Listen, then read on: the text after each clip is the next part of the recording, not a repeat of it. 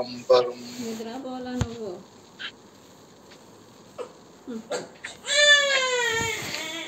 ద్వయాత్మరహిత సిద్ధాంతం పరమ పురుష ప్రబోధక శ్రీ వివేకానంద సుభయార్య సద్గురు నమో నమః.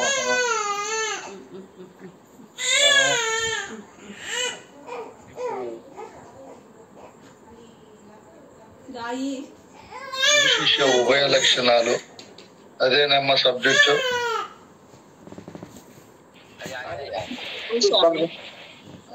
విచారించుకుంటున్నాము. ఇందులో భాగంగా మనం గురుడు శిష్యుడు ఇరువురు ఒకటైన తరువాత గురువు శిష్యుని పైన ఏ విధమైన వాత్సల్య భావాన్ని కలిగి కరుణామయుడై శిష్యుని తన కంటే గొప్ప విద్యాస్వరూపునిగా మార్చాలనే సుసంకల్పంతో ఎన్నో రకాలుగా శిష్యునికి ఉన్నటువంటి భ్రమలను భ్రాంతులను పోగొట్టేకి సకల శాస్త్రాలను సమన్వయం చేసి అందులో ఉండే భావజాలము తన శిష్యుని హృదయ కమలములో ప్రతిష్టాపనై అది వికసించి ఆ బోధ ఫలాలను సంపూర్ణంగా అనుభవించి బోధ స్థితిని పొందాలని ఒక గొప్ప అదైన కర్తవ్యముతో శిష్యునికి బోధన బోధిస్తారు. అటువంటి విధానములో గురువు ఎంతో కష్టపడి శిష్యుని యొక్క ఉద్ధరణకు శిష్యుని ఆశయ సిద్ధికి తన వంతు పాత్రను సంపూర్ణంగా సద్వినియోగం చేస్తాడు. ఫలాపేక్ష రహితంగా తన శిష్యులను తన కన్నపుత్రుడు కంటే గొప్పగా భావించి తండ్రి కుమారుని అత్యున్నత స్థానంలో ఉండేకి ఎంత గట్టి ప్రయత్నం చేసి ఎన్ని కోణాలలో తన కుమారుని పూర్ణత్వ వికాసానికి తన వంతు విశేష కృషిని సల్పుతాడు.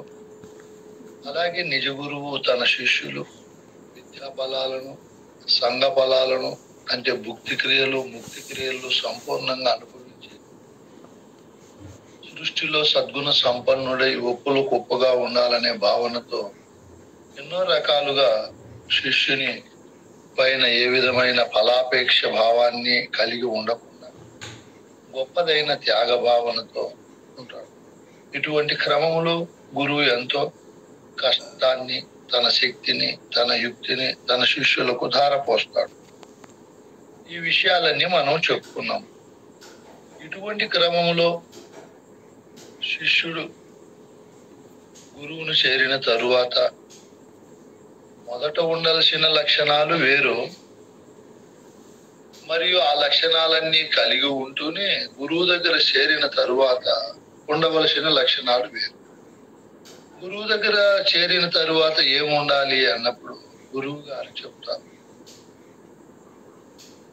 శిష్యుడు శాస్త్రోక్తంగా గురువుకు తను ప్రాణ మన ధనములు ధారపోసిన తరువాత తన జీవిత పర్యంతము తనకు బోధ చెప్పిన గురువుకు స్థాన అంగ భావ ఆత్మసేవలు చేస్తూ తన చిత్తములో వదలక చిత్తములో గురు పదయుగలము తలుపవలదే భక్తుడైనప్పుడు భ్రాంతి రహిత సక్తుడైనప్పుడు. గురువు దగ్గర చేరిన తరువాత ఉండవలసిన మొదటి లక్షణం ముందు తన హృదయ కమలములో ఎన్నో వాసనా రూపాలతో కూడిన విషయాలన్నీ కూడా సంగ్రహించుకొని పెట్టుకొని జాతి మత కుల ప్రాంతీయ భాషా వర్గ భేదాలతో అనునిత్యము సంకల్ప వికల్పాలతో కామక్రోధాది గుణాలతో సుఖ దుఃఖాలు లాభ నష్టాలు మానవమానాలు జయాపజయాలు పాప పుణ్యాలనే ద్వంద్వాల చేత పీడింపబడుతూ పశు పక్షి క్రిమికీటకాల కంటే హీన హృదయుడై ఉంటాడు. ఏమి తెలియని తత్వంతో ఉంటాడు. అనేక భ్రమలతో ఉంటాడు. శాస్త్ర భ్రమలు, దేవతా భ్రమలు, లోక భ్రమలు, ఇలా ఎన్నో కోణాల్లో ఉంటాడు. గురువు గారు శిష్యునికి ఆ మాలిన్యం అన్ని పోగొట్టేకి బుజ్జగిస్తూ కవ్విస్తూ నవ్విస్తూ ప్రపంచ భ్రమల పైన భ్రాంతులు పోగొట్టేకి ఎన్నో కోణాల్లో వైరాగ్య భావాలు బోధిస్తూ శిష్యుని సంపూర్ణ వికాసానికి బోధ పటుత్వానికి, బోధ పటిమకు, బోధ అధ్యయనానికి, బోధ పఠనకు రాజమార్గాన్ని సృష్టిస్తాడు. శిష్యుడు తన హృదయములో ముందున్నటువంటి మాలిన్యాలు అన్ని తొలగించుకొని గురు పద యుగలము, గురువు చెప్పినాడు ద్వాదశి షోడశి అని పద యుగలము అంటే రెండు పదాలను శిష్యులకు చెప్పాడు. ఆ రెండు పదాలను శిష్యుడు మరవకుండా ఉండాలి. ఎందుకు? సృష్టిలో ఎంతో మంది భక్తులు ఉంటారు. ఆ భక్తులు వేరు, ఆ భక్తి వేరు, తాత్కాలికంగా ఉంటారు. సాధారణ దేవతా భ్రాంతితో భక్తి చేసే వాళ్లకు తాత్కాలికంగా ఉంటారు. కష్టము నష్టము వచ్చినప్పుడు మరిచిపోతారు. కానీ శాస్త్రోక్తంగా గురువుకు తనుమన ధనములు దారపోసిన వారి భక్తి ఎంత కష్టం వచ్చినా, నష్టం వచ్చినా, మానము జరిగినా, అపజయము కలిగినా, ఎన్నో రకాల ఆధ్యాత్మిక తాపత్రయాగ్ని సుడిగుండాలన్నీ వచ్చి చేరిన తన హృదయ కమలంలో ఈ రెండు పదాలను మరవకుండా ఉంటాడు శిష్యుడు. ఆయనే నిజమైన గురు భక్తుడు. గురు భక్తికి నిదర్శనం. కృష్ణ ప్రభువులు, శివరామ దీక్షితులు, పగడాల వెంకటేశ్వర అవధూత స్వామి ఇటువంటి మహనీయులు తమ జీవిత ప్రయాణ కాలంలో ఎన్నో కష్టాలు, నష్టాలు, ఒడిదుడుకులు వచ్చిన గురు పద యుగలము మరవలేదు. అందుకే మనము గురువుతో సంబంధం పెట్టుకున్న తరువాత ఉండవలసిన లక్షణం ఇది. మన హృదయ కమలములో భక్తుడైనాం, గురుభక్తుడైనాం కాబట్టి గురుభక్తికి నిదర్శనమేమి? తన చిత్తములో ద్వాదశి షోడశి ఎప్పుడు ఎంత కష్టం వచ్చినా, నష్టం వచ్చినా మరవకుండా వాటిని ధ్యానిస్తూ ఉండాలి. ఈ విధంగా చేస్తేనే ఘనమైన బోధోక్త స్థితి ఆ భక్తునికి కలుగుతుంది. లేకపోతే బోధ స్థితి పురుషతత్వాన్ని పొందలేడు, బోధ స్థితిలో ఉండలేడు. బోధ స్థితిని తన హృదయములో అనుష్ఠానము చేసుకుని నిష్ఠాగరిష్ఠుడై ఉండలేడు. కాబట్టి నిజమైన గురువు దగ్గర చేరి గురుభక్తి సలిపేవాడు ఈ విధంగా హృదయములో పెట్టుకుని, ప్లస్ ఆయన ద్రవ్యలోభ మగ్నుడై ఉండడు. గురువు దగ్గర చేరిన తరువాత ధనం పైన గాని, ధాన్యం పైన గాని, పొలం పైన గాని, కనకము పైన గాని చాలా పట్టుదల, పీసినత్వము లేకుండా ఉండాలి. గురువు విషయంలో ఖర్చు పెట్టేకి వెనుకాటకూడదు. గురువు కంటే ధనాన్ని ఎక్కువగా భావించు. నేను చెప్పే మాటలు కాదు, ఇవి రాశారు మన పెద్దలు.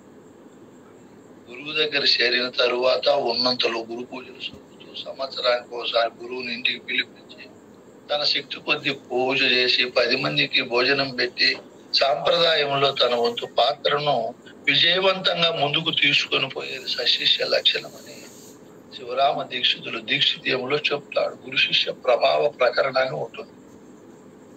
ఆ గురు శిష్య ప్రభావ ప్రకరణలో శిష్యుడు గురుమూర్తికి సర్వస్వము దారపోస్తాడు. ఇంకొక మాట కూడా చెప్తాడు, ఇంకా లెక్క లేకుండా త్యాగము చేసిన వాడు ఏం చేసినా గురుభక్తికి చేస్తాడు. దానికి అద్దు అదుపు ఉండదు. అట్ట భక్తులు ఉంటారు, సర్వస్వము దారపోసే వాళ్ళు.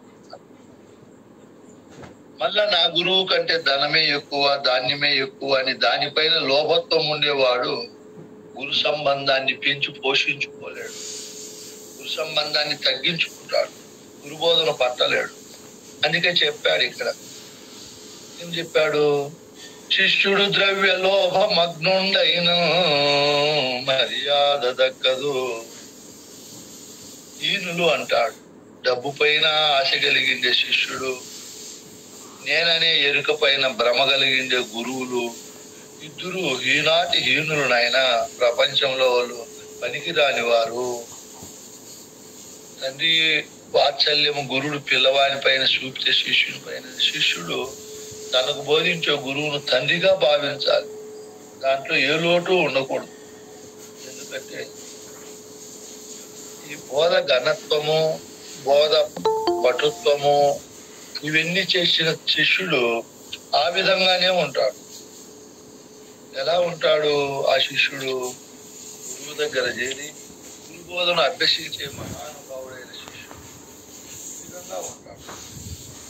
వృద్ధుల నిద్దర మేల్కని వద్దకి యతించి గురుని వక్రజనితమో శుద్ధులు మ్రొక్కి వెను ఏ పట్టినందులాగు నిద్దామౌ భక్తి చే నివిట్లు చేసితే సిద్ధి తీరిచి బోధ తిరుగుచు పుట్టినందులకు జగనాము పట్టినందులకు గురువు దగ్గర చేరిన తరువాత శిష్యుడు చేయవలసిన పనుల్లో ఇది ఒకటి. ప్రొద్దున నిద్ర లేస్తానే ప్రపంచ విషయాలు చెల్లిపోకుండా ఆయన ఒక లక్ష్య సాధన చెప్పాడు. ఆ రోజుల్లో ఇన్ని వాహనాలు, సుదూర ప్రయాణాలు లేవు. అక్కడ గురువు ఉంటే ఆ దరిదాపుల్లోనే శిష్యులు ఉండేవారు. ప్రొద్దున్నే నిద్ర లేస్తానే శిష్యునికి కర్తవ్యం చెప్తున్నాడు. సంబంధం పెట్టుకున్న తరువాత, గురువులో ఏర్పరచుకున్న తరువాత శిష్యుడు ఏం చేయాలి? ప్రొద్దున నిద్ర లేస్తానే గురుని వక్రజనితమౌ శుద్ధులు. మనం ఈ రోజుల్లో పుట్టడం ఎంతో భాగ్యము. మనం పైసా ఖర్చు లేకుండా, పోయే తిప్పలు లేకుండా మన ఇంట్లోనే ఉండి ప్రొద్దున్నే లేస్తానే ఆ రోజుల్లో గురువు దగ్గరికి గురుముఖేనా బోధ వినేమో. ఆ రోజుల్లో రాముడు, కృష్ణుడు, జనకులు, ఇంత చక్రవర్తులే గురువు దగ్గరికి ఉదయం పోయి 1-2 గంటలు బోధను వినేవాడు. అట్లా వింటే మనసు చైతన్యంగా, ఉల్లాసంగా, ఉత్సాహంగా, ఏ భ్రమ భ్రాంతికి లోను కాకుండా ఎంతో తేజోమయంగా ఉంటుంది. సాయంత్రం పడుకునేవాడు మళ్ళీ విని పడుకునేవాడు. పరమోత్కృష్టమైన పరమానంద భరితంగా ఏ శ్రమ లేకుండా నిద్రపోయాం. ఇప్పుడు మనకు అలా లేదు కాబట్టి ఇప్పుడు ఎలా వినాలి? వక్రజనిమో శుద్ధులు. పొద్దున్నే రాజేంద్ర ప్రసాద్, చంద్రప్ప స్వామి వాళ్ళ పుణ్యమాని చూపించారు. మన దాంట్లో జాయిన్ అయితే వాళ్ళే 5 గంటల నుంచి స్టార్ట్ చేసి, ఒకవేళ బ్రహ్మాసం రాకపోతే ఆ చంద్రప్ప స్వామి తన అనుభవాన్ని బాగా చక్కగా అందరికీ అర్థం కావాలని సుసంకల్పంతో భక్తి, వైరాగ్యము ఎన్నో రకాలుగా బోధలు చెప్తున్నారు. మనమందరము కూడా దాంట్లో పాల్గొని ప్రొద్దున్నే లేస్తానే గురువు యొక్క వక్రజనితము, ఆయన పెదవుల నుంచి, నోటి నుంచి జగించే వాక్యాలు వింటున్నాం. ఏ ప్రొద్దిది బహుముద్దు సుమే పుట్టినందులకు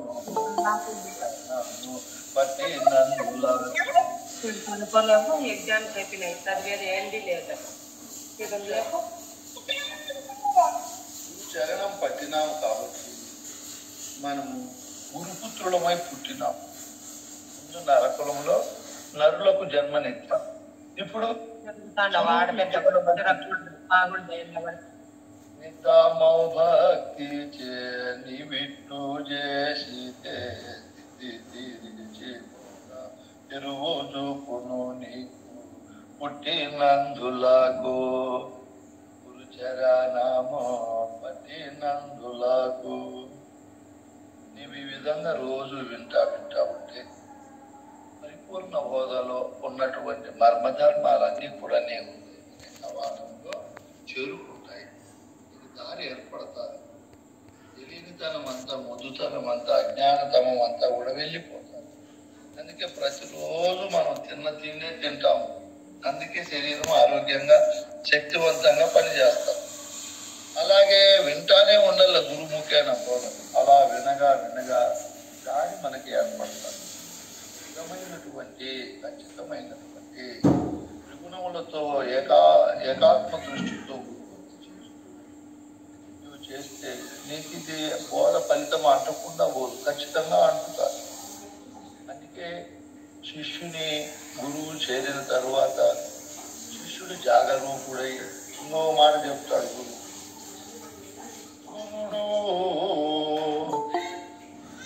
నిజమైనటువంటి గురుడు, ఈ పరిపూర్ణ బోధ చెప్పే గురుడు తప్ప నిన్నెవరు కడతీర్చలేరు. కాబట్టి అటువంటి గురువు దగ్గర చేరిన మనము ఎలా ఉండాలి, ఏ విధమైనటువంటి భావన చేస్తూ బోధ వినాలి అన్నప్పుడు చెప్తాడు. గురుడు పరిపూర్ణ బోధ ఎరిగించెడి వేళ శిష్యుడు ఎరిగిడి వేళ ఇరువురు వైశ్వానర కర్పూరము వలె వెలిగి అవలపడదు నిన్ను నీవిట్లో తెలియమోయే. గురుడు మనకు పరిపూర్ణ బోధ చెప్తున్నాడు. ఏమని చెప్తున్నాడు ఆయన? ఇదిగో సర్వవ్యాపకమై సత్యమైన పరిపూర్ణం ఈ విధంగా ఉంది, ఎరుక అనేది కూడా ఈ విధంగా ఉంది అని గురువు ఎన్నో.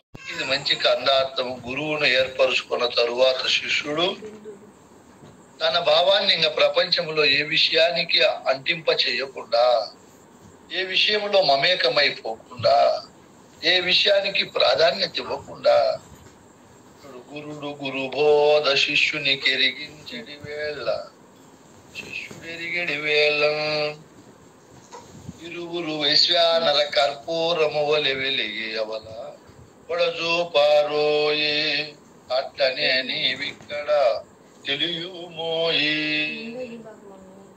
పరిపూర్ణ మెరుకాల నిరిగి ఆమె దాట ఎరుకాను విడు చూడే పొడజూపరోయే అట్లనే నీవిక్కడ తెలియమోయి. ఇది అద్భుతమైన మాట.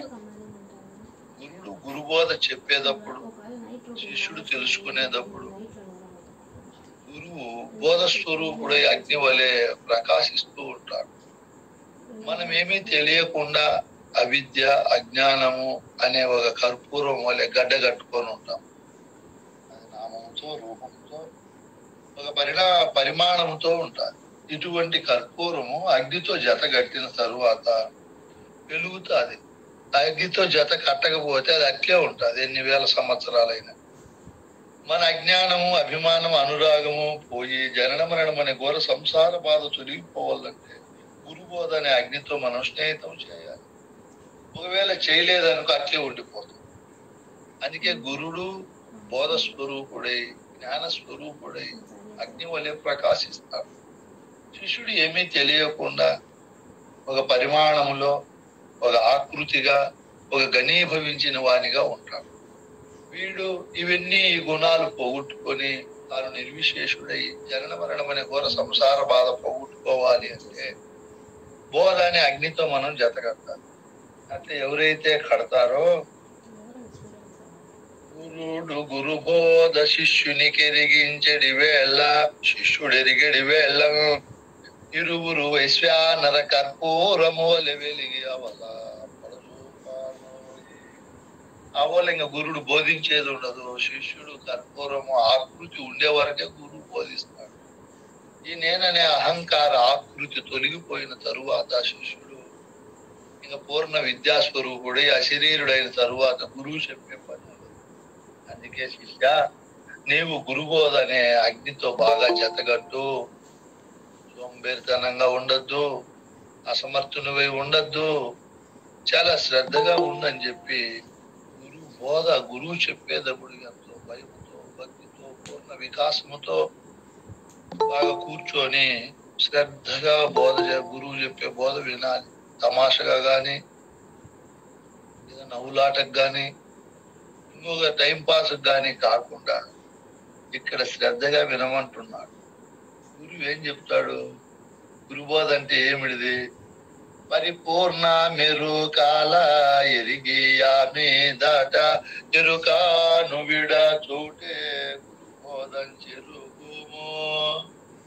గురుబోధ అంటే సందేహ రహితంగా నిశ్చయాత్మ దృష్టి వరకు కలిగే వరకు పరిపూర్ణాన్ని బాగా విచారించాలి. ఆ తరువాత ఎరుకను గురించి, అది ఎట్లా లేని ఎరుకో దాని గురించి బాగా విచారించి ఆ ఎరుక పైన భ్రాంతిని వదిలే వరకు శిష్యుడు గురువు చెప్పే బోధను బాగా వినాలి, బాగా అర్థం చేసుకోవాలి. ఇంకా గురువుతో ఎందుకు సంబంధం పెట్టుకున్నాడు? దీనికే కదా గురువుతో సంబంధం పెట్టుకునేది. ఇంకా వేరే ఏమైనా ఉంటే పర్వాలేదు, ఇంకేమీ లేవు కాబట్టి గురువు దగ్గర ఎప్పుడు ఈ పద్ధతిలోనే అధ్యయనం చేయాలి. చెప్పాడు. ఏం చెప్పాడు? శిష్యుడు గురువుతో సంబంధం పెట్టుకున్న తరువాత ప్రవిమల చిత్తుడు శిష్యుడు సవినయముగా దేశుకునకు శరణాగతుడై త్రివిధ ప్రసాదములు గుని భవనాశ స్థితులు లేని పద్ధతి తిరిగి రాని పద్ధతి గనీనన్ భూమిలో వాణి సాటి బోల్పా నెవ్వరు రేరు అవిరాల భక్తి నివారిది నుండేవి పద్ధతి వినీన తిరిగి రాని పద్ధతి గని. ప్రవిమల చిత్తుడు శిష్యుడు ఎటువంటి వాడు? చిత్తము విమలము అంటే మలినము లేని, ప్రవిమలము అంటే ఇంకా శుభ్రమైనటువంటి. అతను పాట పాడగలుగుతాడు ఇంకా గొప్పగా. అట్లా శిష్యుడు గురువును ఏర్పరుచుకున్న తరువాత అన్ని ఒప్పుల కుప్పే, సకల సద్గుణ సంపన్నుడు, సులక్షణ సంయుతుడు. ఏ కోణములో చూసినా కూడా శిష్యుడు అద్భుతమైన వ్యక్తిత్వము, మూర్తిమత్వము కలిగి ఉండాలి కూడా. ఇటువంటి శిష్యుడు సవినయమున దేశుకునకు శరణాగతుడై, గురువుకు శరణాగతుడు కావాలి.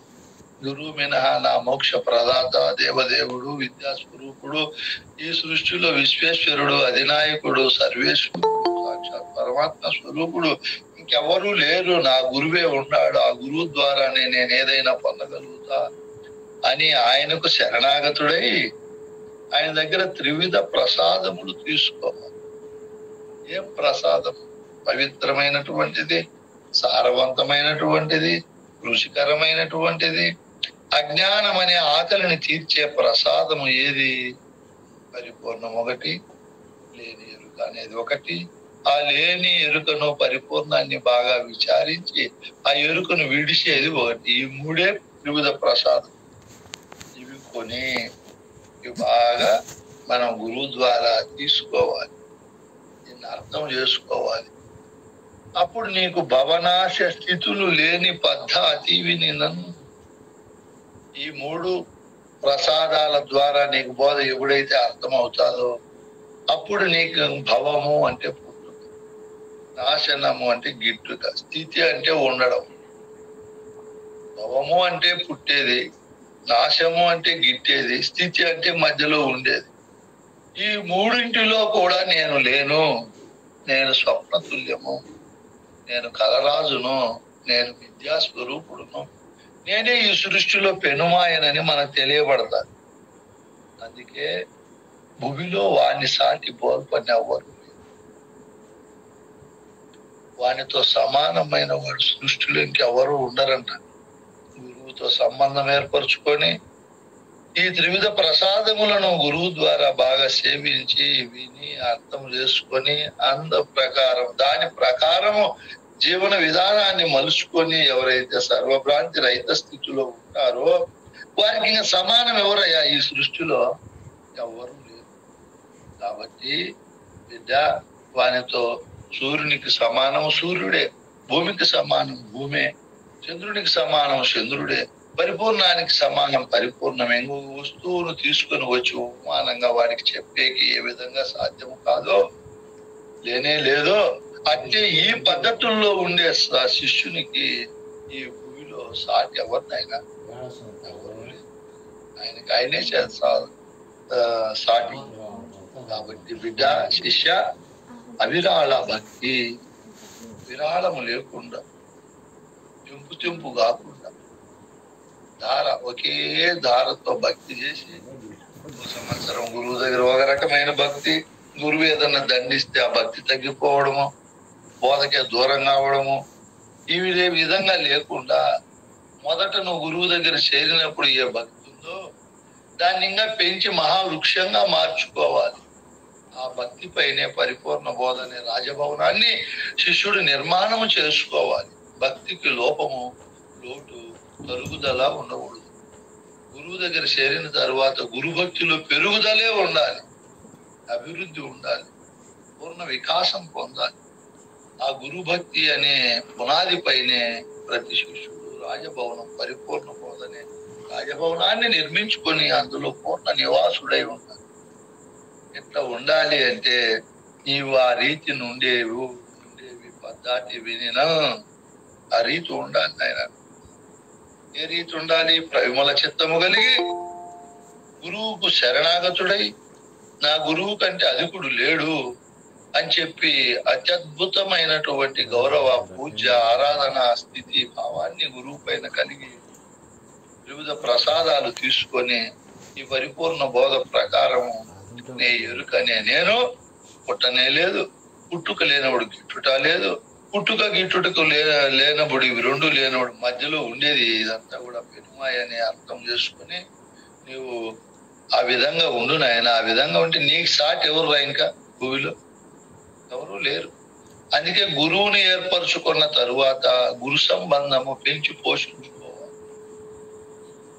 మన ప్రిన్సిపాల్ సారు పద్మావతమ్మ తల్లి ఏ విధంగా అన్యోన్య ఆదర్శ దాంపత్యము దాదాపు 60 ఏళ్ల నుంచి కలిగి ఉండారు. చూడు, అవిరళమైనటువంటి అన్యోన్య స్థితిలో ఉండాలి. గురు శిష్యులుగా తరతరాలుగా ఉండేటట్టు ఉండాలి. అంత ఓర్పు, సహనము, సమయోచిత ప్రజ్ఞ, శిష్యునిలో నేర్పు ఇవన్నీ ఉండాలి.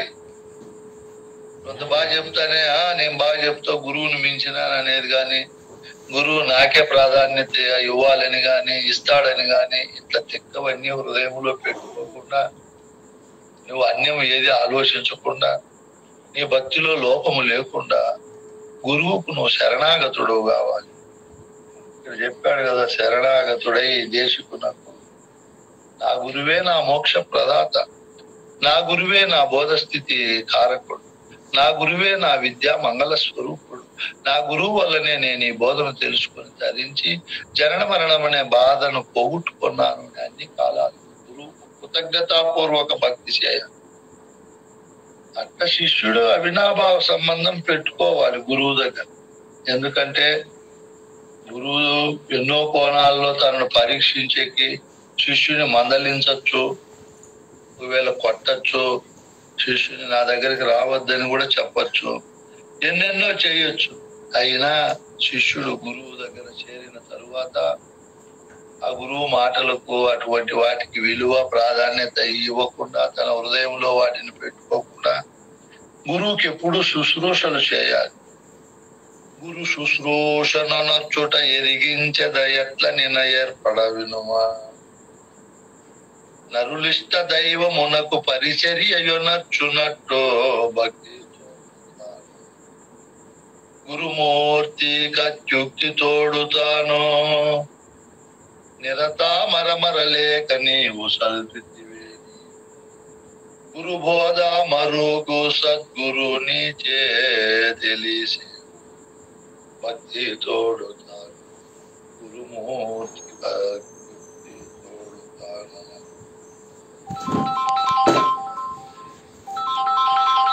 ఇది ఒక అద్భుతమైన మాట. గురువును చేరిన తరువాత శిష్యుడు 4 శుశ్రూషలు బాగా చేయాలి. ఎలా చేయాలి? సాధారణమైన మానవులు వాళ్ళ మత దేవతను లేదా తన కుటుంబ దేవునికి చేసేటప్పుడు శుశ్రూషలు ఎంత జాగ్రత్తగా చేస్తారు. ఇప్పుడు రంజాన్ మాసంలో మహమ్మదీయులు ఎంత పవిత్రంగా ఉపవాసం ఉండి ఎంత భక్తితో ఆయన ఏం చెప్పాడు దాని ప్రకారం కంటే ఇంకా గొప్పగా చేస్తారు. మిగతా వాళ్ళందరూ వాళ్ళ ఇష్టదేవునికి సంవత్సరం పూజ వచ్చినప్పుడు, పండుగ వచ్చినప్పుడు ఎంత భక్తితో విశ్వాసంతో ఒళ్ళు దగ్గర పెట్టుకొని చేస్తారో అవన్నీ ప్రయోజనం లేని భక్తి మార్గాలు. అక్కడ గురువు దేవుడు వాళ్ళకు ప్రత్యక్షమయ్యేదిలే, వాళ్ళ సందేహాలను పోగొట్టేది లేదు, వరాలు ఇచ్చేవాళ్ళుగా అయినా వాళ్ళు నమ్మకంతో చేస్తారు. ఇక్కడ గురువు ప్రత్యక్ష దేవదేవుడు, తన మోక్ష ప్రదాత, తనకు విద్యను అందించిన మహనీయుడు, సాక్షాత్ పరమాత్మ స్వరూపుడు. అటువంటి గురువుకు పరిచర్య మనము మన ఇష్ట దైవమునికి ఎట్లా చేస్తామో అట్లా భక్తితో గురుమూర్తికి అత్యుక్తితో చేయాలి. యుక్తి కూడా ఉండాలి గురువు దగ్గర. మొరటగా ఏదో చేయాలంటే చేయాలి, అట్లా కాకుండా ఏ ఏ సందర్భాల్లో ఎట్లా చేయాలో యుక్తిని ప్రదర్శించాలి. ఆ కోణాల్లో మనం చేయాలి. అట్లా నిరతము నువ్వు అరమర లేకుండా, హృదయములో రెండో భావన లేకుండా, భాషాంతరముల యందు ఒకే భావనతో నువ్వు చలిపితివేని గురుబోధ మరుగు నీకు సద్గురువు చెప్తాడు, లేదంటే నిలిపేస్తాడు. ఇది బాగా నిజమైన మాట. మా గురువు దగ్గర మేము బాగా దగ్గరగా చూసిండే మాట. అంతా శిష్యులకు గురుభక్తి లేకుండా అహంకార స్వరూపుడై విరాజిల్లే వానికి గురువు మరుగు చెప్పడం. చెప్తా అంటాడు బోధ ఏమో, అది అట్లే దాచిపెట్టుకొని ఇంకో పద్ధతుల్లో చెప్తాడు. శిష్యునికి సాంప్రదాయ మర్మధర్మాల్లో ఉండే బోధను చెప్పడం. అందుకే మనం గురువును ఏర్పరచుకున్న తరువాత అరమర లేని భక్తితో, బాహ్యాంతరముల యందు ఒకే గొప్పదైన భక్తితో ఎవరికైతే నువ్వు ఏ గురువుకైతే సేవ చేస్తావో, గురు సన్నిధానంలో ఈ గుణాలతో ఉంటావో, అప్పుడు ఆయన మరుగు అనేది నీకు చెప్తాడు. అందుకే పెద్దలు మనకు ఇన్ని కోణాలు ఎందుకు చెప్పారు? శిష్యుని ఇవన్నీ నేర్చుకున్న బోధ తన చుట్టూ ఉండే వాళ్ళకు కూడా నేర్పించే ఆ చాతుర్యం కూడా ఉండాలి. శిష్యుని ఉండాలంటే సద్గుణ సంపన్నుడై ఉండాలి. వారి మాట ఎక్కడైనా విలువ ఉండాలంటే, భౌతికంగా అయినా మన మాట అందరూ విని నడచాలి అంటే, ఇంట్లో అయినా, బంధువుల్లో అయినా, బయట సంఘంలో అయినా ధర్మము, సత్యము, న్యాయము, కరుణ, ప్రేమ, అహింసాత్మకమైన గుణాలతో, ఎంతో త్యాగ నిరతితో, దయతో ఉన్నప్పుడే, క్షమా గుణాలతో ప్రకాశించినప్పుడే మనకు సంఘము విలువిస్తుంది, గౌరవం ఇస్తుంది, మన మాట ప్రకారం నడుస్తారు. ఇంకా ఆధ్యాత్మిక సుసంపన్నమైనటువంటి బోధలో మనం చేరిన తరువాత నరగుణాలతో పాటు గురు శిష్య గుణాలన్నీ కూడా మనకు ఉండాలి. అప్పుడే మనల్ని చూసి అందరూ ఆనందపడతారు, మన సన్నిధానానికి రావాలనుకుంటారు. వీడు గురుబోధ ఎరకక ముందు ఎంతో మోసముతో, అసత్యాలతో, అజ్ఞానముతో, కోపతాపాలతో ఉండేవాడు. గురువు దగ్గరికి పోయిన తర్వాత ఎంతో మార్పు వచ్చిందని ఇంట్లో తల్లిదండ్రులు, భార్య లేదా భర్త, పిల్లలు, బంధువులు, అన్నగారు, చెల్లెళ్ళు అందరూ 100కి 100 మార్పులు చేసేటట్లు మన గుణ సంవిధం అన్ని కూడా కలిగి ఉండాలి. గుణ స్వరూపము ఆ విధంగా విరాజిల్లే మూర్తిమత్వముతో, పరమ పవిత్రమైన మూర్తిత్వ వ్యక్తిత్వ వికాసాలతో మనం ముందుకు పోవాలి. ఆ విధంగా పోయినప్పుడే మనకు సుఖం ఉంటుంది, మన చుట్టూ ఉండే వాళ్ళకు మన పైన గౌరవము, ప్రేమ, మన వాక్యం పైన నమ్మకము, విశ్వాసం అన్ని ఉంటాయి. ఊరికేనే రావాలంటే రావు, ఇన్ని ఉండాలి. అందుకే చెప్పారు పెద్దలు, తన గురు బోధను తాజదివిన విను జన వితతి మదికి వింతై, ఈ బోధను నేర్వకున్న వ్యర్థము జననంబని తోచి శరణు శరణని వెంటనే వాండ్లో దరిజేరే ఘనమైన యుక్తి చేసిన వాడే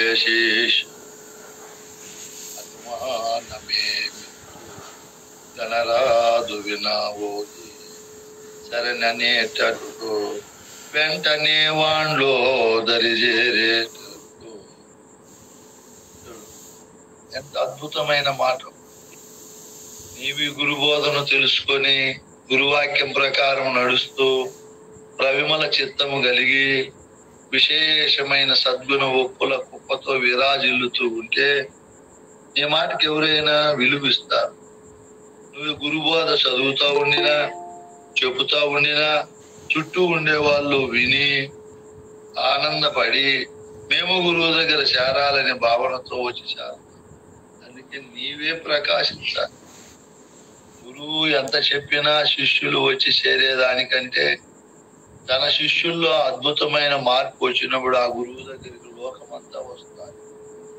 ఎటువంటి వాడు ఇటువంటిగా మారినాడు వీడు, ముందు కోపము, మోసము, తాపత్రయము, చెప్పలేని అజ్ఞానము, అహంకారముతో విరాజిల్లేవాడు 2 ఏళ్ళై 3 ఏళ్ళై గురువు దగ్గరికి పోయినాడు. ఎంత మార్పు వచ్చింది నాయన, ఎంత సహనము, ఎంత సత్యం మాట్లాడతాడు, ఎంత ఉన్నంతలో తృప్తి పడతాడని వాని చూసి లోకమంతా మెచ్చుకునేటట్లు ఉండాలి శిష్యుడు. వాడు చెప్పే మాట, వాడు చెప్పే బోధన విని అందరూ రావాలి గురువు దగ్గర. సంపూర్ణ వ్యక్తిత్వ వికాస శిలాస్వరూపము ప్రజలను ఆకర్షించినట్లు వీడు అన్ని షోడశి కళాస్వరూపుడే, సద్గుణాలతో ప్రకాశించు నడయాడే దేవుని వంటి వాడే ఉండాలి. ఇట్లా ఉన్నప్పుడు తన గురు బోధను చదివిన విని, వాడు చెప్తా ఉన్నా చదువుతా ఉన్నా విని, విను జన వితటి మదికి వింతై, వాళ్ళకి ఆ వింత అయిపోవాలంటే అట్లుండేవాడు ఎట్లయిపోయా, ముందు ఏమీ రాదే, ఇప్పుడు ఏందిరా ఇడి మంచి మాటలు చెప్తాడు, బోధ చెప్తాడని ఆ వినే జనులకు వింత అయిపోవాలంట. చూడు, వింత అంటే ఏమి, ఎట్లుండేవాడు ఎట్లయిపోయారా ఈడు శిష్యుడు, ముందు మొద్దుగా ఉండా, ముందు అజ్ఞానంగా ఉండా, ముందు ఎంత అహంకారంగా ఉండా, ఇప్పుడు ఏ కోణంలో చూసినా మార్పు వచ్చినాడని వాళ్ళకు వింత అయిపోవాలి, ఆశ్చర్యం అయిపోవాలి. వీడా ఇట్లా మారిండేది అనేటట్లు, వీడా ఏమీ తెలియదే, వీడు నోరిప్పితే ఇప్పుడు ఇంత వేదమంతా చెప్తున్నాడే అనేటట్లు అయిపోవాలన్న వాళ్ళు అనుకొని, ఈ బోధను నేర్వకున్న వ్యర్థము జననంబని తోచి, మనము తెలుసుకోకపోతే మన జీవితమే వేస్ట్ రే, వాడు చూడరాని ఆయన ఎట్లుండేవాడు ఎట్లయిపోయినా మన కళ్ళ ముందరే అని చెప్పి వాళ్ళు ఆశ్చర్యపడి అద్భుతం, మహా అద్భుతం అనే పని చూసి ఎంతో చెప్పలేనంత ఉత్సాహముతో, ఆశ్చర్యముతో, సంభరముతో కూడిన ఆశ్చర్యం, సంభరమాశ్చర్యము కలిగి గురువు దగ్గర శరణనేటట్టు వెంటనే వాండు దరిజేరేటట్టు ఆలస్యం లేకుండా వాళ్ళు కూడా మేము గురుబిడ్డలం అవుతాం నాయన రే, ఎవర్రా మీ గురువు చూపించరా, వారా మీ గురువు దగ్గరికి అని ఆ విధమైన యుక్తి చేయాలి శిష్యుడు. నేను తెలుసుకుని ఇంక వాళ్ళతో నాకేం లేని, ఆ గురువు దగ్గరికి నాకే ప్రథమ స్థానం ఉండాలని, ఎవరిని రానియకుండా, సైంధవుడు కదా ఆ పాండవులను రానియకుండా అడ్డపన్నిట్లు అట్లా కాకుండా, నా గురువు చెప్తే ఒకటా, నేను చెప్తే ఒకటానని ఎంత శిష్యుడు గురువుని ఏర్పరుచుకున్న తర్వాత ఇట్లా గణనీయమైన మార్పు రావాలి నాయన. అది కీర్తి తేవాలి. మీరు గురువు, మీరు ఇచ్చే దక్షిణ, మీరు చేసే సేవ గాలి కొట్టుకొని పోతారు, అది శాశ్వతమై ప్రకాశిస్తారు. అందుకే ఇన్ని యుక్తి చేసి ఇంత ఓర్పు కలిగి ఘనమైన యుక్తి చేసిన వాడే శిష్యుడు. నేను గురువు దగ్గర చేరినానంటే ఏం సుఖము, ఇట్లా ఇన్ని కోణాలలో వాడు ప్రకాశించాల, విద్యలో ప్రకాశించాల, కుటుంబంలో ప్రకాశించాల, సంఘంలో ప్రకాశించాల, గుణాలలో ప్రకాశించాల, గురు సన్నిధానములో, గురు హృదయంలో కూడా అద్భుతమైనటువంటి స్థానాన్ని ఏర్పాటు చేసుకోవాలి. దృష్టి అంతా అందరి హృదయాల్లో గొప్ప స్థానం సంపాదించుకొని అందరూ ప్రేమించేటట్టున్నారు. అట్లా వాడే నాయన సశిష్యుడు. ఘనమైన యుక్తి చేసిన వాడే శిష్యుడు. అనుమానమేమిందు కనరాదు వినావోయి. ఇట్లా యుక్తి చేసే శిష్యుడే శిష్యుడు. దీంట్లో ఇంకా అనుమానపడే అవసరం ఏముంది, ఏమీ లేదు. అట్లా మార్పు వచ్చింది అనుకో, గణనీయమైనటువంటి సంభ్రమాశ్చర్యాలతో కలిగిన మార్పు శిష్యుల్లో వస్తే గురువు ప్రపంచము చూసి ఆశ్చర్యపడతారు. అద్భుతం, మహా, ఇది ఇట్లా అవుతుందా అనుకోలేదే, ఇట్లా తీర్చిదిద్దబడ్డాడా, మనము పోయి మనం అలా మారాలి అనేటట్టు గురు సంఘంలో యుక్తి చేయాలి. గురువు దగ్గర శాతనాలు గురువుకు ఉండాలి, శిష్యునికి ఇన్ని ఉండాలి. వీళ్ళిద్దరూ చేసే బోధ, విచారము అతి అద్భుతం. వీళ్ళు చాలా వ్యావహారికంగా సన్నిహితంగా ఉంటారు. ఒకవేళ గురువు తిట్టినా శిష్యుడు పడాల్సిందే, శిష్యుడు ఏదైనా పొరపాటు చేసినా గురువు కూడా పడాల్సిందే. అందుకే ఎంత గొప్ప వాళ్ళైనా గురు శిష్యుల మధ్య కూడా కొన్ని సందర్భాల్లో భేదాభిప్రాయాలు రావచ్చు. వాటి వాటిని శిష్యుడు వెంటనే తోసేసుకోవాలి. ఎందుకు తోసేసుకోవాలి అన్నప్పుడు, గురువు ఎన్నో ప్రయాణాలు చేసి ఎంతో మందికి బోధ చెప్పి బోధానందములో ఉంటూ శిష్యునితో మాట్లాడే విధానములో గాని, శిష్యునితో చేసే వ్యవహార సంబంధంలో గాని అన్యాపదేశంగా ఉండొచ్చు. ఒకవేళ గురువు బోధరీత్యా ఆలోచిస్తూ ఏదో సద్గ్రంథ పఠనం చేయడమో, సద్గ్రంథాన్ని వ్రాయడమో ఏదో జరుగుతూ గురుబోధ స్థితిలో ఉన్నప్పుడు శిష్యుడు పిలిస్తే పలకపోవడమో, ఏదైనా చెప్తే వినకపోవడమో, లేదా చెప్పిందే 10 సార్లు చెప్పడమో ఇవి జరగచ్చు. అప్పుడు శిష్యుడు బేజారు చేసుకోకూడదు. ఓహో, గురువు ఎన్నో కోణాల్లో ఎంతో మందితో సంబంధ బాంధవ్యాలు నడుపుతూ ఉంటాడు. అటువంటి దాంట్లో నాకు కొంచెం పాత్ర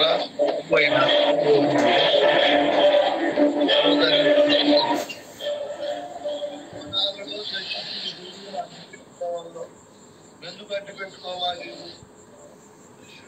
గురువే చెప్తాడు శిష్యునితో, నన్ను ఆశ్రయించినావని అన్నా ఈ బోధ నీకు అతుకుట కొరకై ఎన్నో యుక్తులు చెప్పితే విన్నావా దీన్ని నీవు వాక్యప్పటికి నా ఆజ్ఞానో గడువాక్యప్పటికి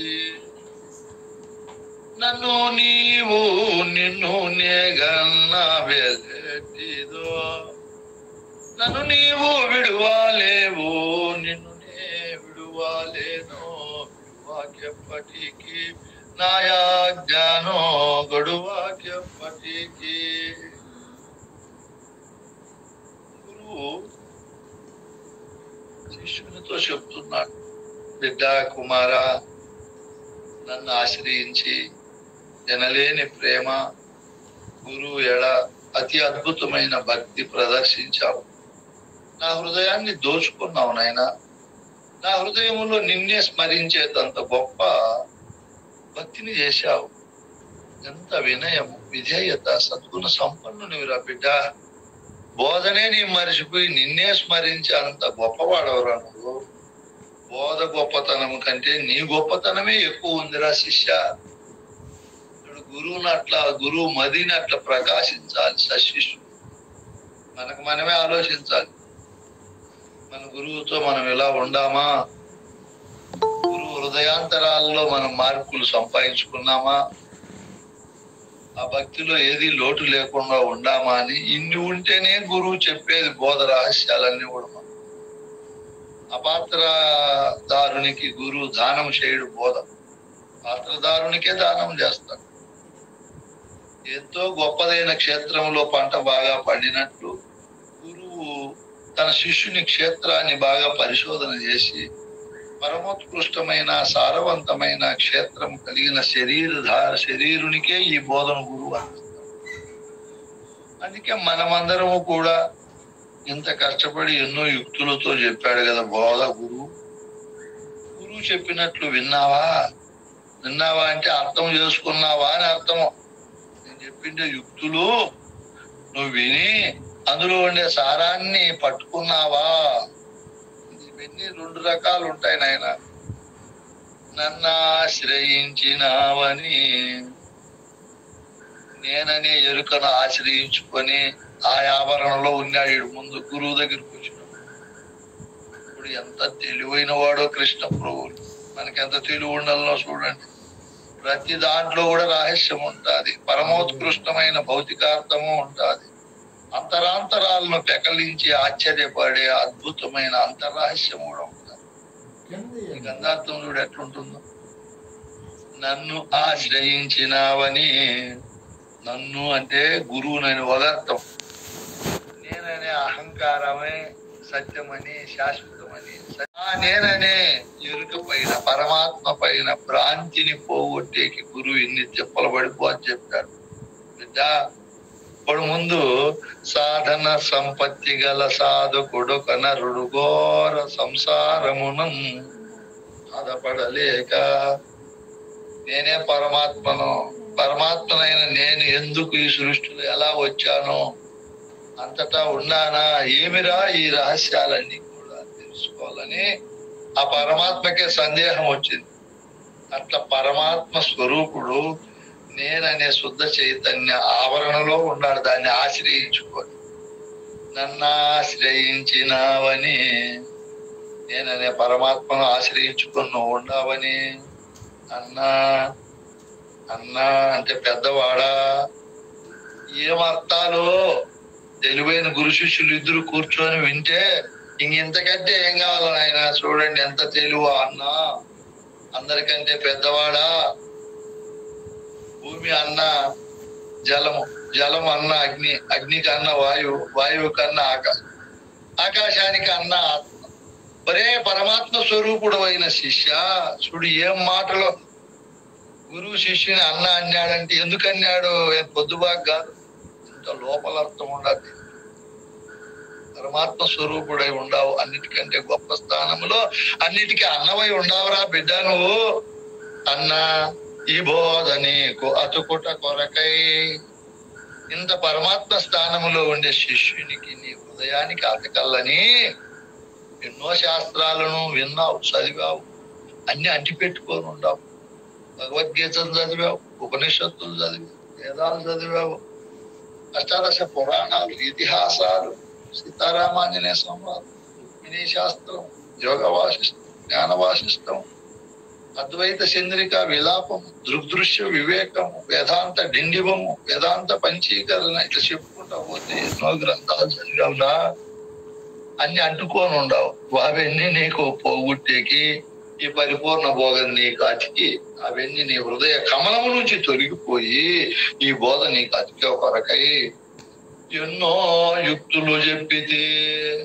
ఎన్ని యుక్తులు చెప్పాను, ఎన్ని ఉపమానాలు ఉపమేయానికి సంధించాను నాయన. నా శక్తి అంతా నీకే దారపోసాను రా. నిజంగా మీకు నేను బోధ చెప్పిన తరువాత ఎంతో అలసట వచ్చేస్తా శరీరం అని. అంత తెలివి ఇవన్నీ ఖర్చు పెట్టి ఆలోచన అంతా కూడా శిష్యులకే దారపోసేది గురువు గారు. మీరు ఏమిచ్చినా గురు రుణం తీర్చుకోలేరు. నేను కూడా చెప్తా, నేను గొప్ప అని అహంకారపడి సావాల్సిందే గాని ఏముండదు ప్రయోజనం. ఎప్పుడు బోధ ఫలాలు అనుభవించాలి మీరు. అనుభవించి ఆ కష్టాన్ని నాకు ఫలానా గురువు ద్వారా నేను ముక్తిని పొందాననే అనునిత్యము గురువు పైన కృతజ్ఞతా భావం ఉండదు. నేనే చెప్పినానని అహంకారం ఉండకూడదు. నేను పెద్దల సేపు విన్నదంటాడు కృష్ణ. ఎందుకు బోధ ఎంత చెప్పినా మీకు అర్థమయ్యి బోధ స్థితిలో ఉండలేక ఉండారు అంటే మీకు మాలిన్య గుణాలు పోలా. గురువుని ఏర్పరుచుకున్న తరువాత శిష్యునికి విమల చిత్తం ఉండాలి, గురువుకు శరణాగతుడు కావాలి, తన హృదయంలో ఈ బోధనే ప్రతిష్టాపన చేసుకోవాలి, గురువును కన్న తండ్రిగా చూడాలి, గురువు దగ్గర లోపము ప్రదర్శించు. గురువు ఖర్చు పెడతా అంటే తినేది, గురువు సొత్తి తీసుకునేది, గురువు ఎంత బోధ చెప్పినా ఒక రోజు 100 రూపాయలు దక్షిణ గాని, ఒక మంచి భోజనం గాని, ఒక ఫలము గాని ఇవ్వకుండా ఇవన్నీ చేయడం వల్ల, లోభత్వం ఉండడం వల్ల ఈ బోధ మీ హృదయంలో ప్రతిష్టాపన. మేము ఈ రోజు ఈ బోధ చెప్పి మిమ్మల్ని అందరినీ ఇట్లా రంజింపజేసి ఎవరు చెప్పలేని అర్థాలు, ఈ కందార్థానికి ఎవరు చెప్పలేరు. ఇట్లా నేను చెప్పినానని అహంకారం కాదు, ఆ కృష్ణ ప్రభువులే ఆవాహన అయి చెప్తున్నా.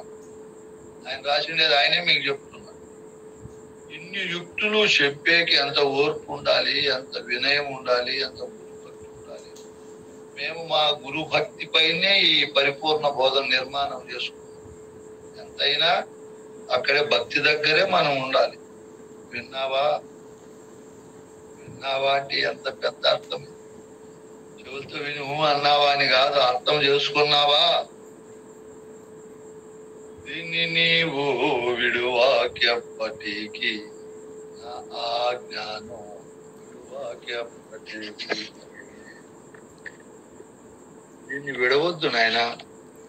నేను పరమాత్మలే ఆ శాస్త్రం చదువుకుని ఈ శాస్త్రం చదువుకుని అని దీనిపైన వేమారేవు. ఇదిగో నేను చెప్పిన బోధ ఇట్లా అర్థం చేసుకో, ఈ పద్ధతుల్లో నువ్వు ఉండు, నేను చెప్పిన ఆజ్ఞను నువ్వు మీరద్దు నాయన. ఎంత చదువులోనో, అందంలోనో, యవ్వనంలోనో, కులంలోనో, రూపంలోనో, తెలివితేటలనో గొప్పవాడవై ఉండొచ్చు.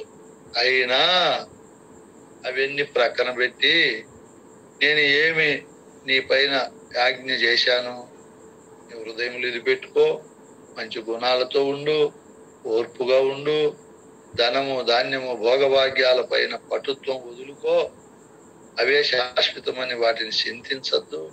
ఇదిగో నేను చెప్పిన బోధ ఈ విధంగా ఉంది అని చెప్పాను కదా, ఈ పద్ధతుల్లో నువ్వు ఉండు నాయనా.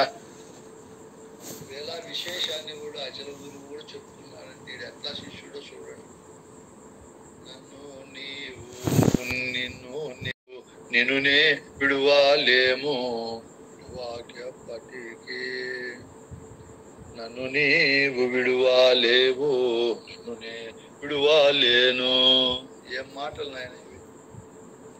శిష్యుని కంటే అక్కరా, గురువును వదిలిపెట్టే కుదరదు, ఇంత విద్య నేర్చుకొని ముందుకు పోవాలి కాబట్టి విడువలేడు శిష్యుడు. గురువు కూడా నిన్నునే విడువలేను అంటాడే. ఏమి దీని అర్థము?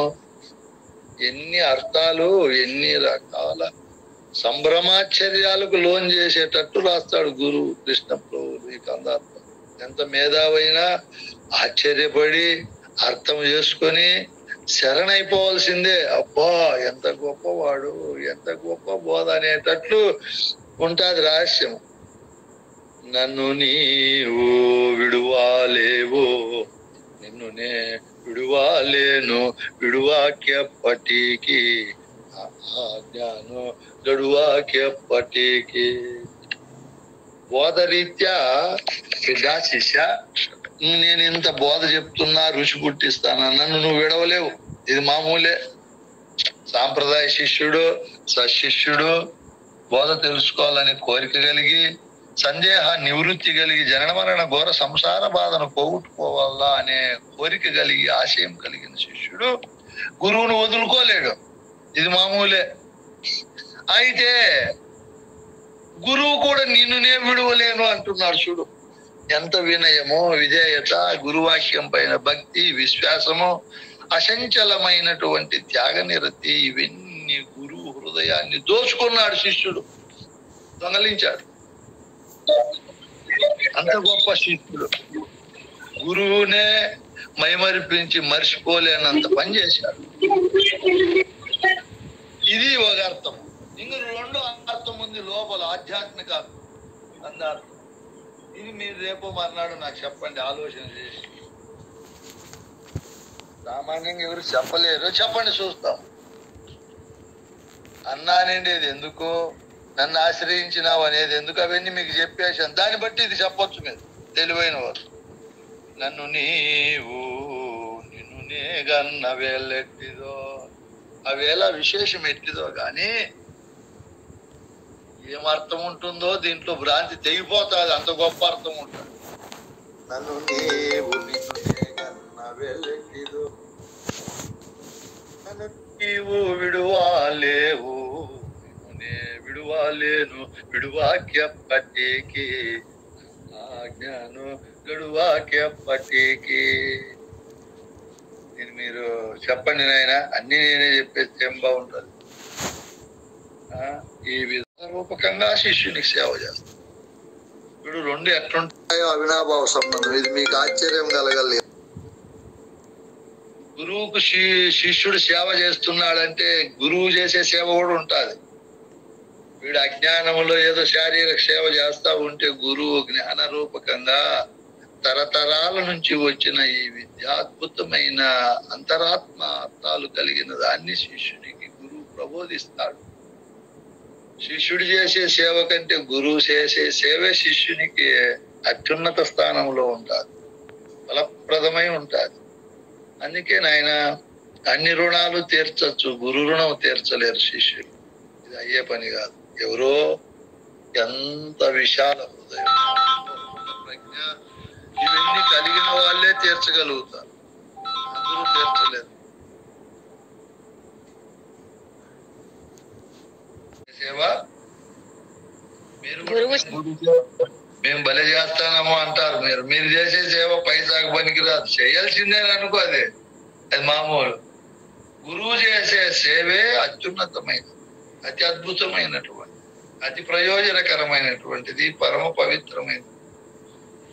అందుకే గురువు పలుమార్లు చెప్తాడు శిష్యునికి, రే జాగ్రత్తగా విను, భద్రము, మళ్ళా నీకు ఈ గురుడు ఎటువంటి బోధ ఏ గురుడు ఎరిగించలేడు, నేనే నీకు ఎరిగిస్తున్నాను, జాగ్రత్త నాయన అని చెప్పి ఎన్నో కోణాల్లో శిష్యుని ఉత్సాహపరుస్తూ, జాగ్రత్త పరుస్తూ, ఉల్లాసపరుస్తూ, ఉబలాట పరుస్తూ ఉత్తేజితుని చేస్తాడు గురువు శిష్యుడు.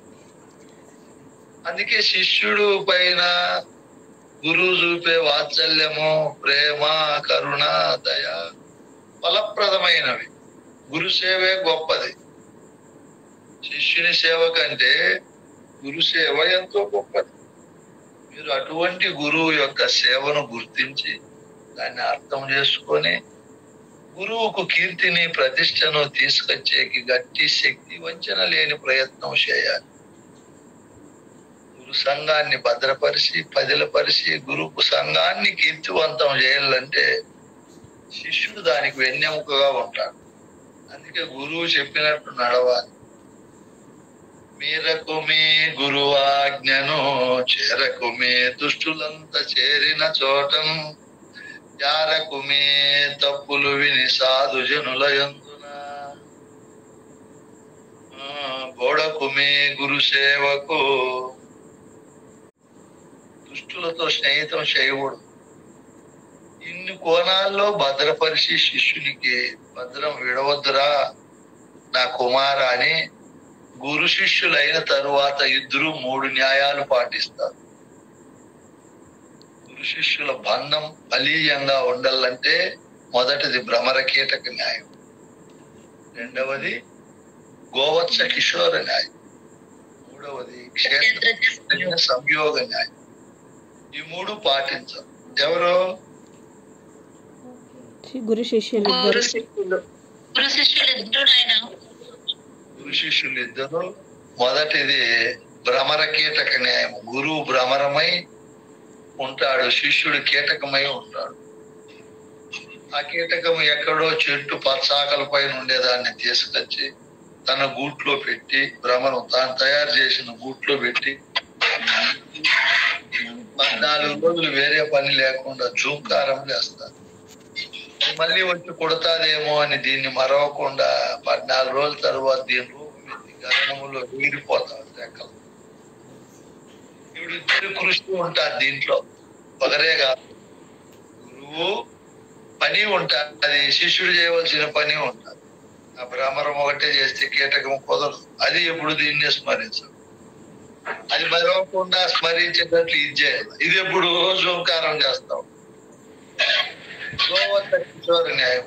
గోవు పౌలు అడవికి వెళ్ళి ఒకటేసారి 2 పనులు చేస్తారు. అది అడవిలో పిల్ల ఇంటికాడు ఉన్నప్పుడు బిడ్డ అప్పుడే గడ్డి తింటారు, అప్పుడే నెమరి రాసి పాలు వేసుకుంటారు. ఇప్పుడు ఎంత పని చేస్తుందో నేను కూడా గమనించి. ఆవులు అర్ధగంట మేసినా వెనుక అడవిలో గడ్డిలో మనం కట్టేసి గడ్డిని మేపేటప్పుడు మళ్ళీ ఒక 5 నిమిషాలు అట్లా నిలబడుకొని అది నెమరేసి పాలుగా మారుస్తారు. అప్పటికప్పుడే మళ్ళా గంట మేస్తుంది, మళ్ళా 10 నిమిషాలు నెమరేస్తుంది. ఇట్లా సాయంత్రం అయ్యాలకు మళ్ళా పొట్ట నిండా మేసింటది. ఒకవైపు నెమరేసి అక్కడే పేడ పెడతాది, ఒకవైపు పాలను తన పొదుగులో పెట్టుకొని ఇంటికి వస్తుంది. ఇక్కడ ఎంత కష్టం చేస్తుంది. దీన్ని ఆనందపరిచి అభివృద్ధి పరిచి ఆరోగ్యంగా చైతన్యంగా ముందుకు తీసుకొని పోయి ఆవు ఏకకాలంలోనే ఆ పని చేస్తుంది. ఇక్కడ గురువు బిడ్డల శిష్యులైన తరువాత సకల గ్రంథాలను వింటూ ఇందులో ఏది చెప్పాలి, తన శిష్యులకు ఏది చెప్తే ఎలా అర్థం చేసుకొని పెంచి పెద్ద చేయాలను గురువు ఎన్నో కోణాలలో ఆలోచన చేస్తాడు. శిష్యుడు కనపడతాని బోధ మర్మధర్మాలన్నీ చెప్తాడు. వాడు బోధ దరిద్రం పోగొట్టుకొని బోధలో విశేషంగా పెరిగి పెద్దవాడు అయ్యేకి అమృత తుల్యమైన బోధ అనే పాలధారను వాడికి అందిస్తాడు. వాడు అందుకోవాల్సిందే.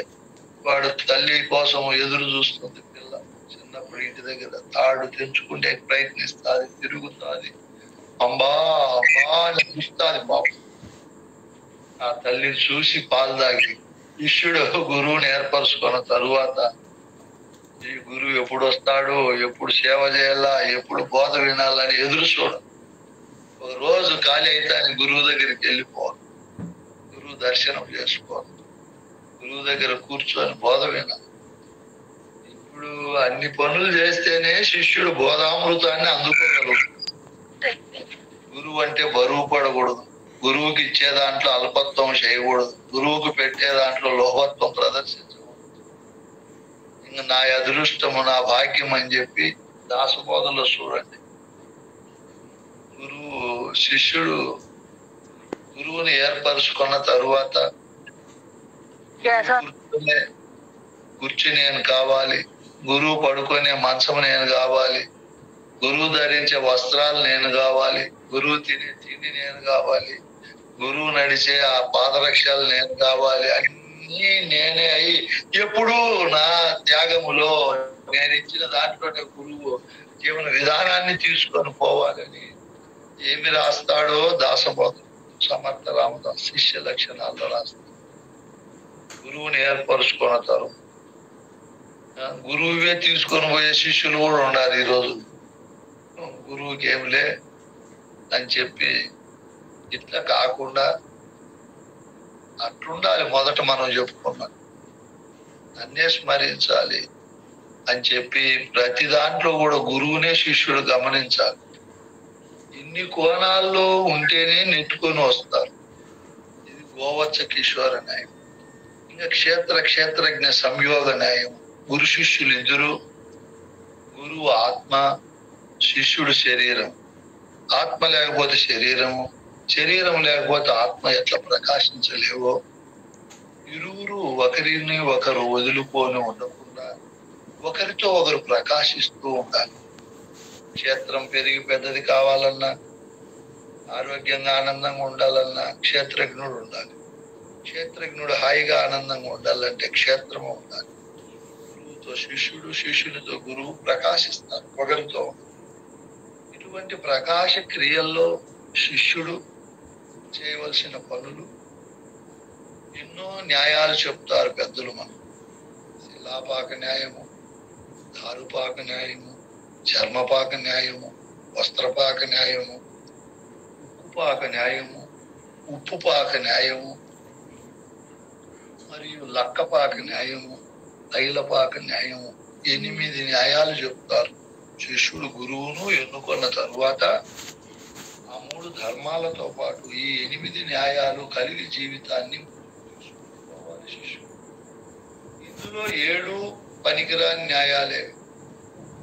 శిలాపాకము, తరువాత ఏదిమా దారుపాకము, మరియు ఉప్పుపాకము, చర్మపాకము, వస్త్రపాకము, లక్కపాకము, ఉప్పుపాకము, లక్కపాక న్యాయుడు శిష్యుడు న్యాయాన్ని పాటించాలి. ఇటువంటి న్యాయాలలో, ఇటువంటి గురు శిష్య సంయోగాల్లో ఇద్దరు కలుసుకొని బోధ విచారించి పూర్తి చేసుకొని పూర్ణ ఫలాలు అనుభవించాలి.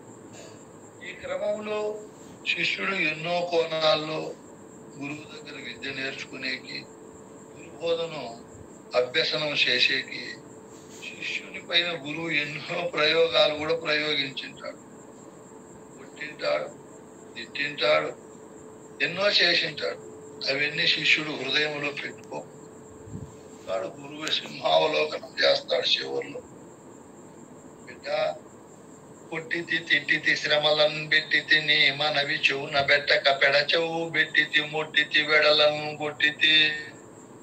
ఇప్పుడు గురువులు చాలా మంది పనులు చేయరు. చేస్తే వాడు వెళ్ళిపి వేరే గురువు దగ్గర చేరిపోతాడేమో, నాకు ఇచ్చే 100, 500 ఇప్పుడు శిష్యుల్నే చింతించేది. కానీ గురువాక్యము చింతలే, గురుబోధ స్థితి లేదు.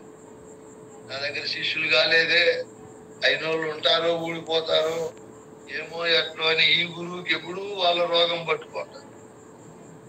వీళ్ళేం చేసినారు, పెద్దలు కొట్టినాడంట. ఇంకా పగడాల వెంకటేశ్వరరావు స్వామి కొట్టినారా, తిట్టినారా, కాలుతో తన్నారా, నిన్ను ఎన్నెన్నో చేసినారా రే అని చెప్తారు. ఇప్పుడు గురువు ఒకటి చేస్తాను అలిగిపోతారు. గురువు ఒకటి చెప్తే ఇంకోటి చెప్తారు. గురువుకి ఆచరణ లేదంటారు, తిరగబడి మాట్లాడతారు, ఎన్నెన్నో చేస్తారు శిష్యులు. ఇక్కడ ఏం చెప్పాడు గురువు? కొట్టితి నాయన, తిట్టితి నాయన, నిన్ను ఎన్నో శ్రమలు పెట్టినా నేను. ఒక శ్రమ కాదు, ఎన్నో శ్రమలను బహువచనం చెప్తాను. ఒక శ్రమ పెడితే మళ్ళీ శిష్యులు రానే రాడు. గురువునే మరిచిపోయి దూరం అయిపోతుంది. నిజ గురువు హృదయం వేరుగా ఉంటుంది నాయన. చూపే ప్రేమ అనంతంగా ఉంటుంది. వదులుకుండేది కూడా క్షణకాలంలోనే నిజ గురువు వదులుకుంటాడు.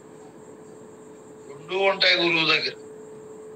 ఇంత బోధ తెలుసుకొని దానికి అసనపడ్డు గురువు. అందుకే శిష్యుడు జాగ్రత్తగా ఉండాలి గురువు దగ్గర. నీ మనవి చెవున పెట్టక పెడచెవు పెట్టింది. శిష్యుడు ఎన్నో మనవులు చేసుకున్నాడు గురువు దగ్గర, అయినా వినిల్లా. గురువు చూస్తాం.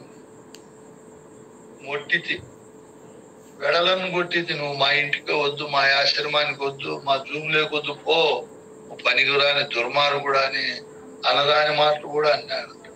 ఎందుకన్నాడు? నీ మనసు తెలియా, నీ మనసు ఎలా ఉందో తెలుసుకునేకి ఇవన్నీ కూడా నేను చేశాను నాయన. నువ్వేం సామాన్యురా, నేను ఎట్లా చేస్తే నువ్వెట్లా చేసినావు? గురుదేవా, నీవెంత కొట్టి తిట్టిన నీ విడిచేవాడనుగాను, నీ శరణము సావైన పెళ్లి అయినను నే విడువన్నటంటి అట్టి నిజ భక్తుడా వేరా. నిజమైన భక్తుడని గురువు దగ్గర నువ్వు అనిపించుకునేకి ఎంత నా మాట వెంబడి విన్నావు, కాసుకొని ఉన్నావు. గురువుకు దయ వచ్చే వరకు నిరీక్షించావు, సిగ్గు లేకుండా కొలిసినావు గురువును. నా దయ కోసము ఎంతో ఓర్పును ప్రదర్శించావు బిడ్డ. నిన్నే నా పరీక్షల్లో నువ్వు గెలిచినావురా, అన్ని పరీక్షలకు నువ్వు పాస్ అయినావురా అని గురువు అనిపించుకొని శిష్యులు. ఇట్లా ఇద్దరు గురు శిష్యులు ఇద్దరు కలిసి తమ జీవిత కాలాన్ని అంతా కూడా అతి అద్భుతమైన నిస్వార్థంగా, ఫలాపేక్ష రహితంగా, మనం ఇప్పుడు ఎన్ని ధర్మాలు చెప్పుకున్నామో అన్ని ధర్మాలలో శిష్యుడు గురువు ఇరువురు కలిసి ఈ గురు శిష్య న్యాయము, గురు శిష్య సంబంధాన్ని ముందుకు మెరుగుపరుస్తారు. తరతరాలు యుగ యుగాలు వాళ్ళని అనుకునే అంత గొప్ప సంబంధంతో ఉంటారు గురు శిష్యుడు. చూడండి, కృష్ణుడు గురువు, శిష్యుడు అర్జునుడు. అలాగే శ్రీధరుడు, శివరామ దీక్షితుడు. ఏ కోణంలో చూసినా అంత మెరుగుగా వాళ్ళు ప్రకాశించారు. మనం కూడా అంత మెరుగుగా ప్రకాశించాలి.